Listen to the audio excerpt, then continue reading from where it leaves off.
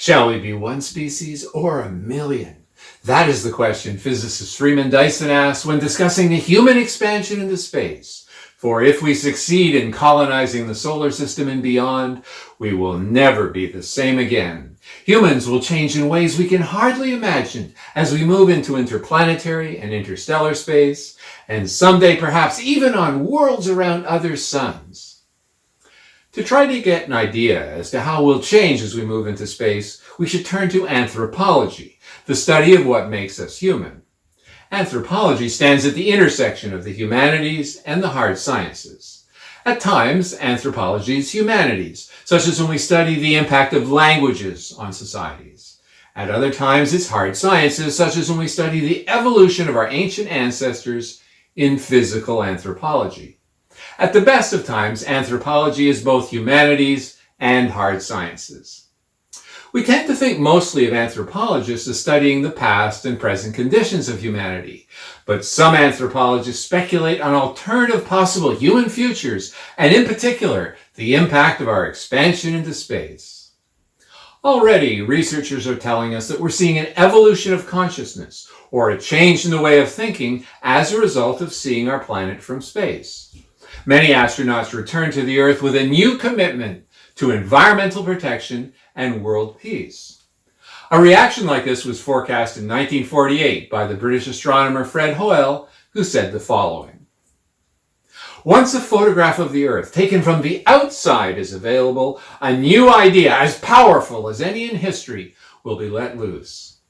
This is indeed what has happened. The view of the Earth as seen from partway to the moon has acted as a catalytic symbol, changing the way we think about our world. With one glance, you can see that not only is the planet amazingly beautiful, but that all of the elements of the biosphere are interconnected.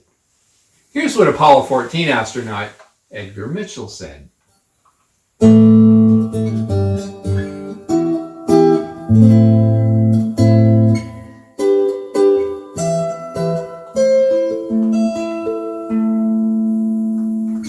Suddenly, from behind the rim of the moon, in the long slow-motion moments of immense majesty, there emerges a sparkling blue and white jewel.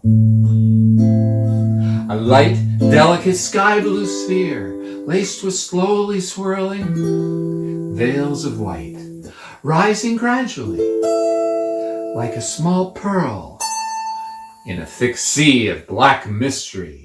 It takes more than a moment to fully realize this is Earth, home.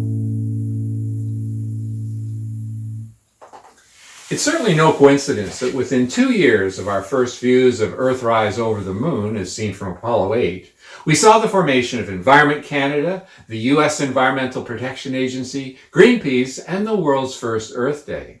And you can be sure that successful space colonists will be masters of applied ecology and nonviolent conflict resolution. Those who don't will have a tough time surviving in the hostile, unforgiving environment of outer space.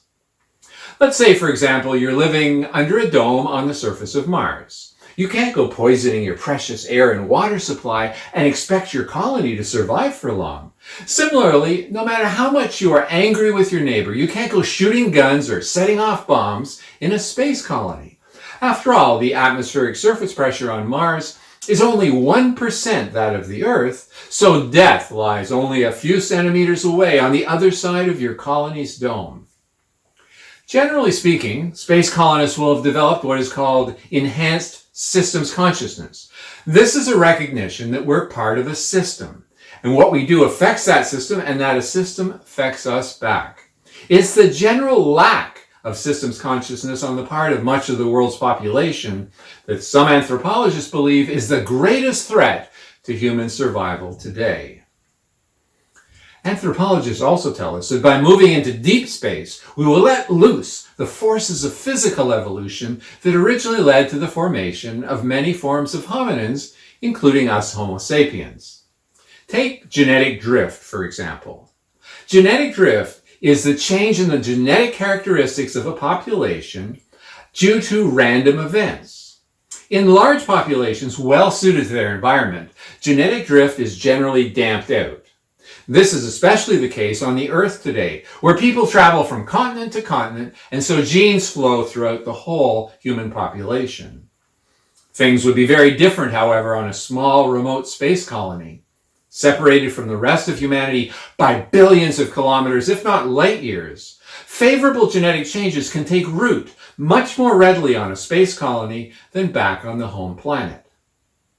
Accelerating this genetic change would be the ionizing radiation of space and the pressures of harsh environments. To allow their offspring to better adapt to their new homes, space colonists may very well engage in genetic engineering in ways that would not be allowed back on the Earth. You can see, just as Freeman Dyson suggested, if we truly do migrate into the cosmos, we will very likely become many quite different species. Science fiction writer Ray Bradbury summed this up very well in the following poem. What I to ape man, and what then he to me? I an ape man one day will seem to be to those who after us look back from Mars, and they in turn mere beasts will seem to those who reach the stars.